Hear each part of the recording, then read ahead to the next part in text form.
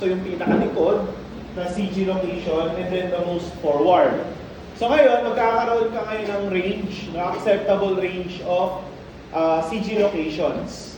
Okay? So pwede yung isagad, no, 15 to 30% para malawak siya, pero kung kaya nyo ng mas maikli yung range, okay lang.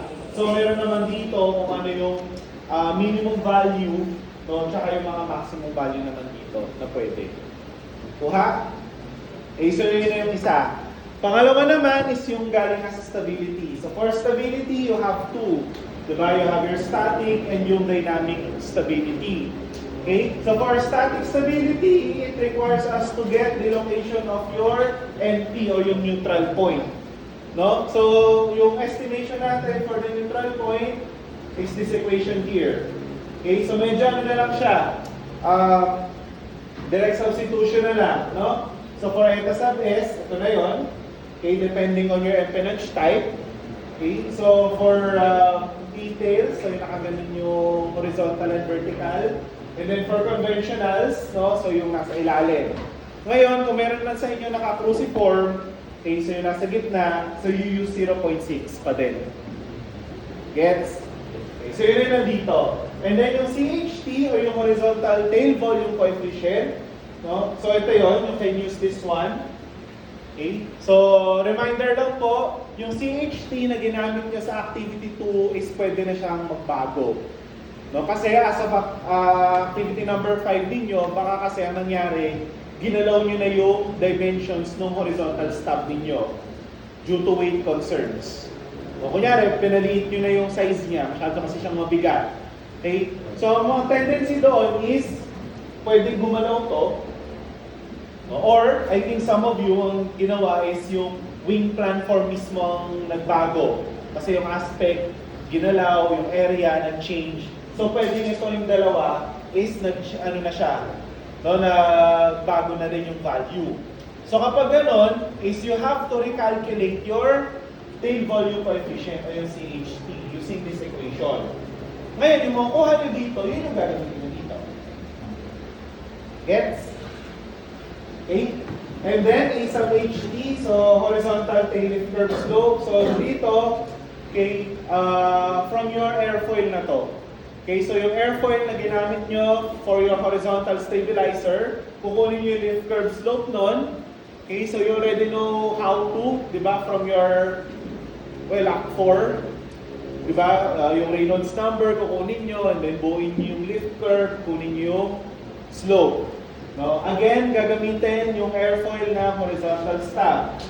A naman, ito yon is yung sa wing naman. Okay? So, yung dito, you already have your activity 4, no? So, yung lift curve doon, ganun din. Okay, rise over lang din. And then, yung derivative na to, okay, you can estimate that using this one.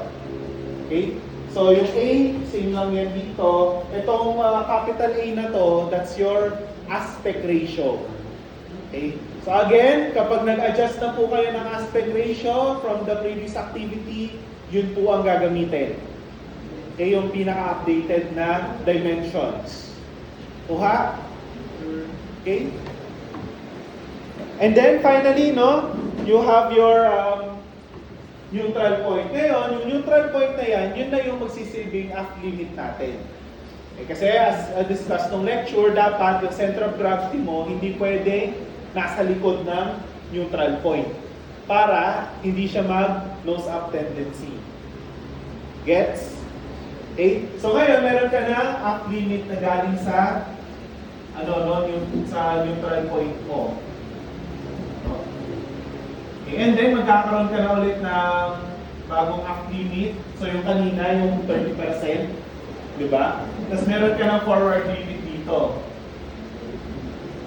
Okay, so mayari ito yung sa 15% kanina, ito yung sa 30% kanina. So ngayon, ang makuha nyo dito na neutral point, sakto, naka% C-bar naman siya. Kuha? So madali naman ang i-graph kung nasa harap ba siya itong 30 or nasa likod. Gets? Okay? So that's for static. Ngayon, for dynamic stability naman, okay, so yung CHT na recompute ninyo, so ang check lang naman dyan is dapat greater than 0.3. Okay, Okay? So kung greater than yan, so ibig sabihin, may assurance na kayo na pasado sa dynamic stability yung airplane ninyo. Kuha? So ngayon, ang tanong dito, paano ngayon siya ita-translate sa ganito, no, sa limit? Okay? So, pwede natin gawin is that since meron ka ng sagad na value na 0.3, okay, what we can do is, pwede natin iset yung CHT natin to 0.3.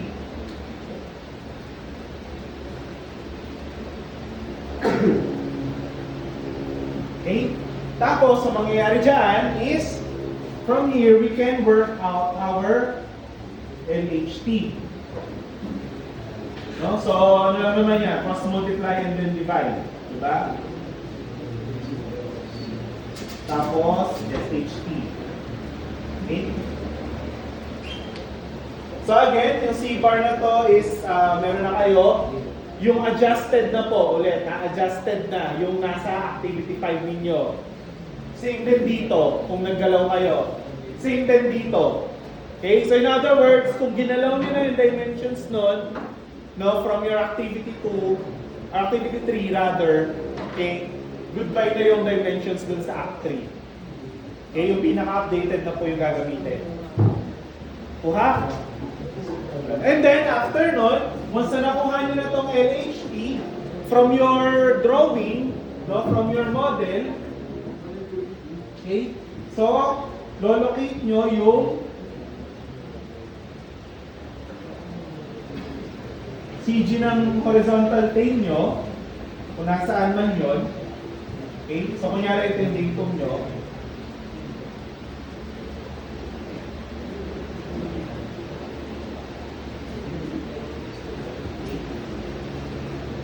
pag ganyan siya. And then, after nun, gawa kayo ng distance pa LHT. Yung na-compute nyo na dito. Ito. Kuha. Okay, ngayon ito, kunin nyo na lang itong distance na to, may panibagong activity ka na. Gets? Okay? So, ayun, no? So, meron ka ng off limit for static and for dynamic. Gets? Okay? So,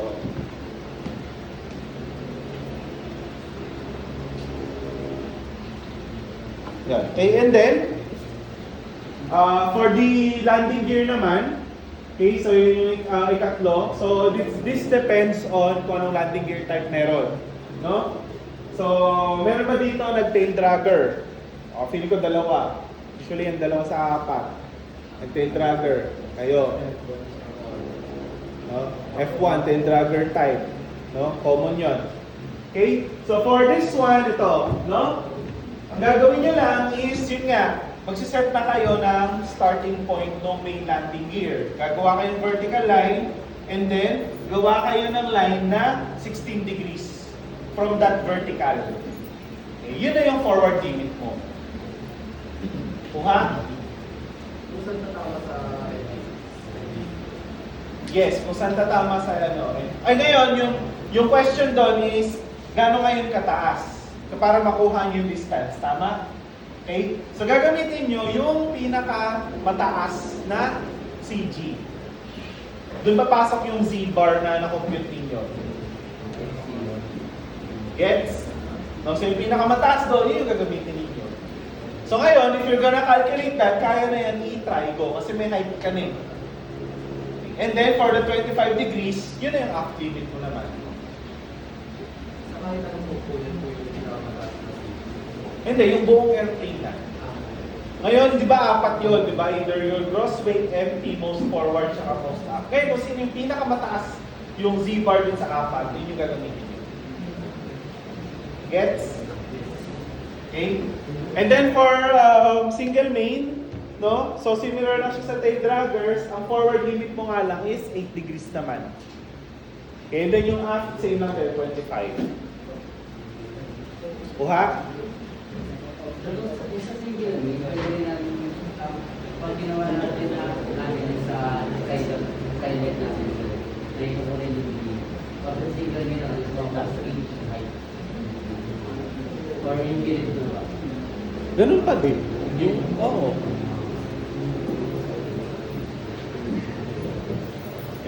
And then for tricycle types naman, ayan. No? So, problem set nyo, no? Relating to your problem set kahapon, ay, tama, kahapon. Diba? Yung pagkuha ng forward and aft limit natin. Okay? So, ngayon, magkakaroon ka ngayon ng additional dalawa dito. No? So, this could be your forward and landing gear, and then this could be your aft. Kunyari. No? So, ito yung sa landing gear. Okay. Then 15%, ito yung aft ni landing. Okay. Kasi ito yung sa static stability. No, ito yung aft limit ni dynamic. Buha? So, ngayon magkakaroon ka ng ganito. Okay? So, yung envelope mo ngayon, okay? Or sige later, may kita nyo. So, going back, ito yung report content. Okay, so you have your for introduction, center of gravity, and then brief discussion about weight and balance.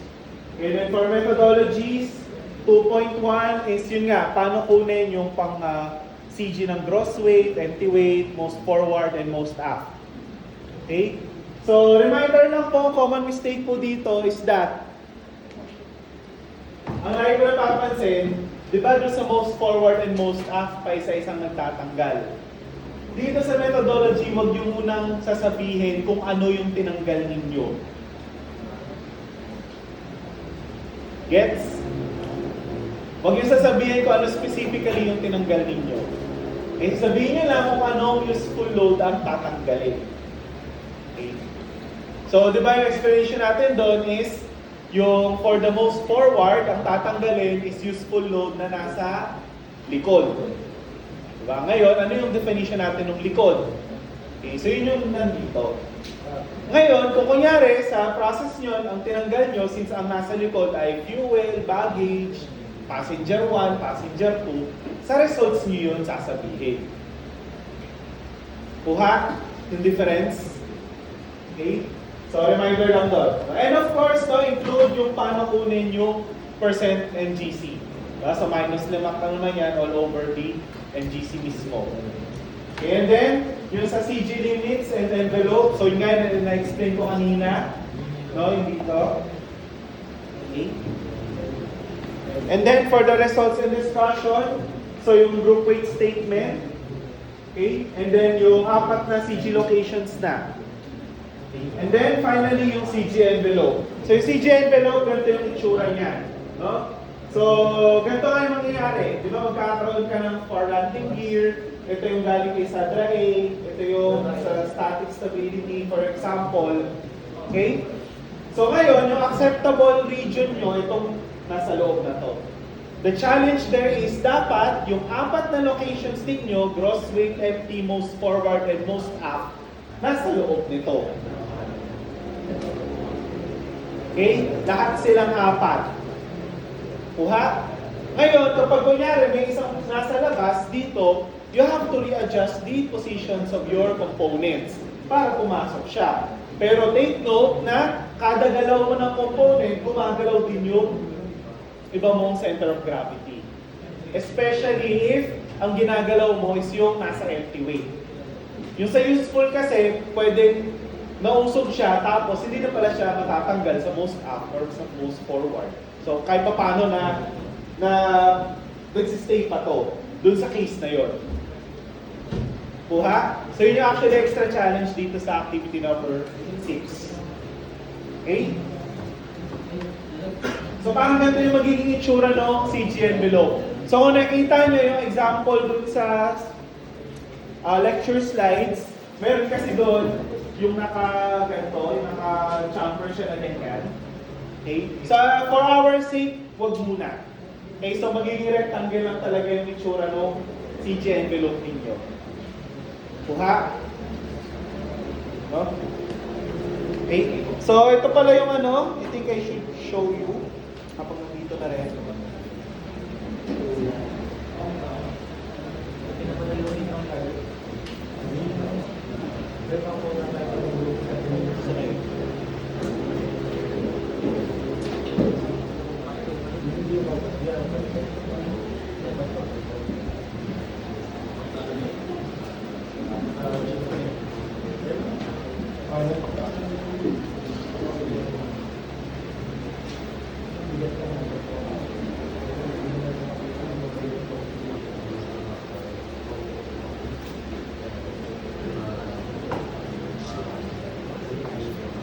Yan. So ito nga pala yung ano no, yung complete group weight statement. Okay? So as you can see, most of them nakalagay from model or CAD. Okay, so ibig sabihin lang kasi niyan is kukunin nyo yung center of gravity dun sa model na ginawa ninyo. No, mass prop, in other words. Kuha? Okay? Meron dito, especially yung mga nandito sa ano, sa engine. So ito yung isa mga nagiging source of error nga, no, is yung sa engine kasi pagdating dun sa 3D, dun sa CAD model, pinapayagan ko yung kahit box lang muna. No, na syempre tama yung length, width, and height. Okay? Kasi ang purpose lang naman doon is to make sure na kasya yung engine ninyo, dun sa fuselage ninyo. Okay, however, you have to know that yung center of gravity ng rectangle na box na yon, okay, hindi yun yung ilalagay nyo dito. Kuha? Okay? So, kaya nakalagay dito, hindi siya from model or CAD, but instead from your engine data. So, pwede nyo siyang kunin from PCDS ng engine lang. Okay? Sa type certificate data sheet. Pwede rin naman sa engine operations manual. Okay? Nakalagay yun doon, center of gravity. Or sa installation manual niya. Okay? Or sa, well, worst comes to worst, no, kung wala talaga kayong mahanap, no, is kung meron kayong blueprint ng engine, kukunin nyo talaga doon. Okay? So, yun yung ano, no, from engine data natin. Okay, again, yung rectangular box na pwede yung representative, hindi yun yung gagamitin niyo dito. Okay? Ang ano lang doon is para lang ma-make sure na kasya yung engine niyo. Kuha? Okay, so halata po yun. Okay, in other words. So, yung sa propeller, ito wala to sa activity 5. Okay, so gagawin lang naman is ito from Act 5, yung minus mo yung ito from activity 5, yung installed engine, yung may formula, ma-minus nyo yung engine weight nyo talaga. Kuha? Okay? So, ito kasi propeller mismo, wala siya dun sa Act 5. No? Pero pagdating dito, dilitaw na siya. Kuha? Okay, and then nakalagay naman dito, especially sa systems natin, no, systems and equipment, yung kung ano yung magiging representative no pagkuha nyo ng center of gravity.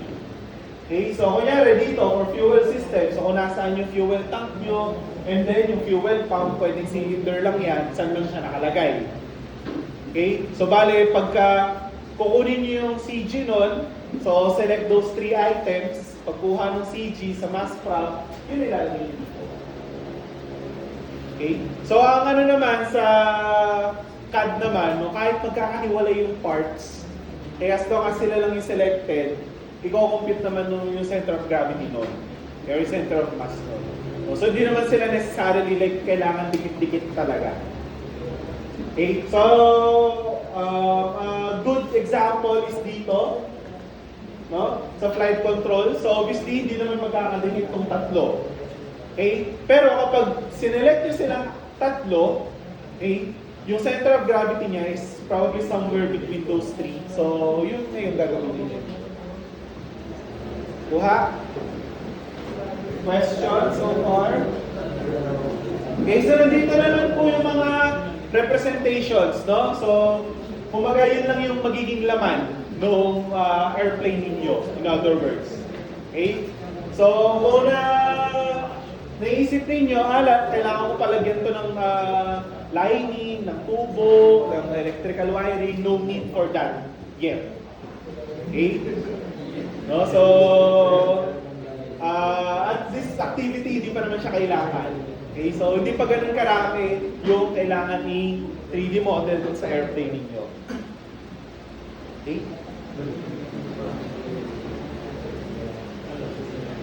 Lahat ba ng airplane nyo may aircon? Meron bang hindi naglagay? Meron sa inyo?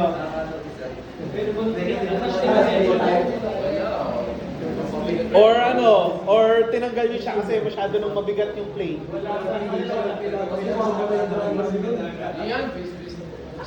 Ay, huwag na naman. Ating binubuksan yung linya. Okay? Hindi, kapag ganun kasi yung case, no, kung wala naman kayong aircon, okay, di wala naman room na. Okay, so yun lang naman yung point ko, no? If you have systems na hindi naman talaga, di nyo sinali sa airplane ninyo, no? Pagaling nyo siya dito sa statement ninyo. So example, yung sa hydraulics, since yung flight controls nyo mechanically driven lang, di kable. No? So, landing gear nyo hindi retractable. Okay, so wala kayong hydraulic system, di ba? No? So, tanggalin nyo na siya. Or kahit activity 5 pa lang, hindi nyo na kailangan i-compute yun pag gano'n. Okay? Ayun, another example, kanina, yung aircon. No? So, kung ang napag-desisyonan ninyo, dahil masyado siyang mabigat, ay wala na lang aircon. No? So, okay lang naman siya actually. No? Bukas bintana na lang. Okay? No?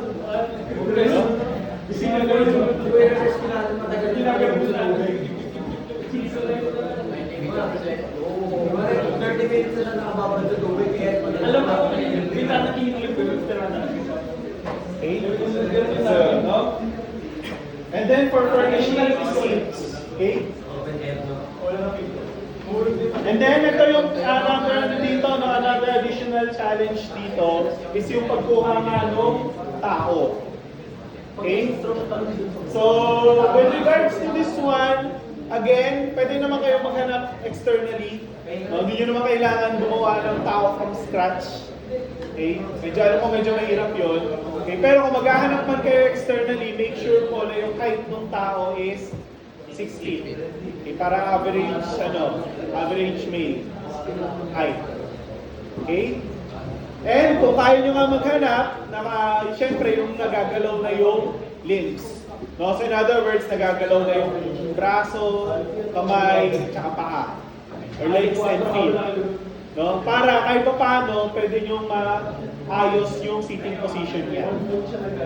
Okay?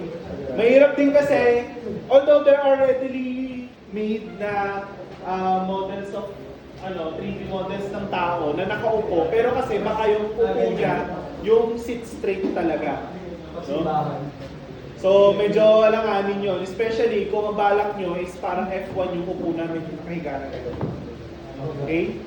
So baka kasi yun, it could alter yung design ng fuselage ninyo. Kasi syempre, yung nakaganon, pag tinayo mo yun, hindi nakaaga, makakagandito na yung fuselage mo.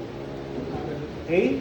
So, ayun, ano yan, no? Kaya na yung team yun. And then for the fuel. Okay? So take note din pala dito dalawa yung hahanapin. Okay? So yung X is yung from front to back. Yung Z naman is from bottom to top. Okay? So yung datum line natin dyan is itong ground line. Pataas na gano'n. Okay? And then yung moments nila.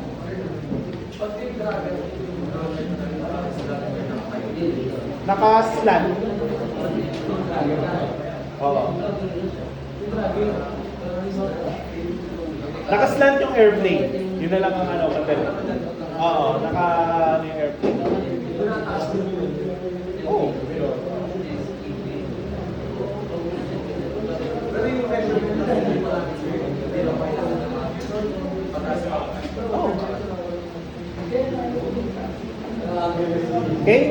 So, reminder lang doon. And then, again, ang another papatagal actually dito sa activity. Okay?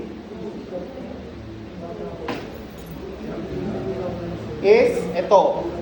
No? So, this activity requires you to produce 4 na technical drawings. Okay? So, ang gagawin lang naman dyan is halos ganito lang itsura niyan. Pare-pareho lang sila basically.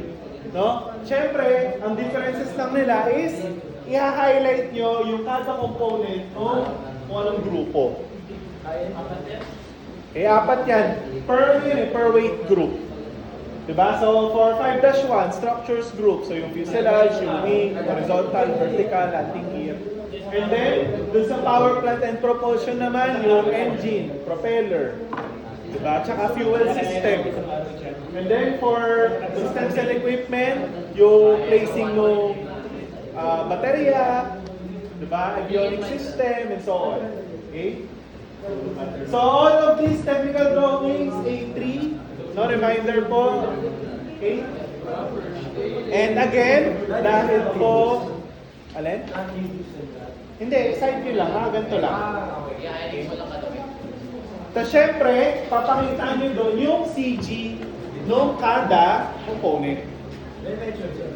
Yun na, yun yung dimensions niya. Sa CG na po. Oo. 4 na A3. Okay, so basically, 4 na A3, tama. Okay? And again, dahil tech drawing po yan, no? Pagpapacheck sa akin, printed. Clear po? Questions? Ano naman? Sir, pag pinirami, hindi daw sa mga Alin? yung Hindi naman. Hindi, ganun din naman. Pagdating mo naman dun sa limits, so dahil naka